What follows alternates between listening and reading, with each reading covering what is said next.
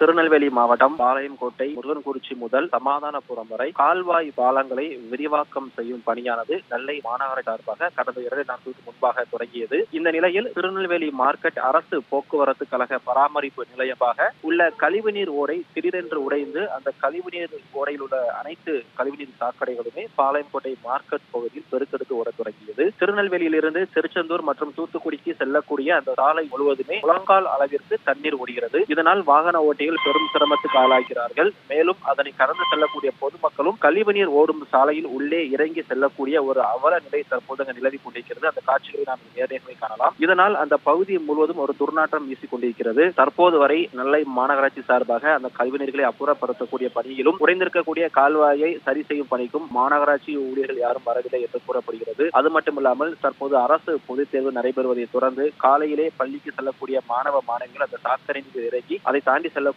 சூழலும் ஏற்பட்டிருக்கிறது. காலை வேளைகளில் அலுவலகங்களில் செல்லக்கூடிய பொதுமக்களும் மிகவும் சிரமம் அடைந்து வருகிறார்கள். அந்த வழியாக கழிவுநீர் ஓடக்கூடிய சாலையை மிதித்து செல்லக்கூடிய சூழல் தான் வருகிறது. மேலும் அந்த பகுதி முழுவதும் துர்நாற்றம் வீசிக் கொண்டிருப்பதால் நோய் தொற்று பரவக்கூடிய ஒரு அபாயகரமான சூழல் நிலவுவதாகவும் அப்போது மக்கள் குற்றச்சாட்டி முன்வைக்கிறார்கள். திருநெல்வேலி மாநகராட்சி நிர்வாகத்தை சேர்ந்த அதிகாரிகள் உடனடியாக விரைந்து உடைப்பு ஏற்பட்டிருக்கக்கூடிய இந்த சாக்கடை குழாயை மீண்டும் சரி செய்ய வேண்டும் என்று பொதுமக்கள் கோரிக்கை வைக்கிறார்கள்.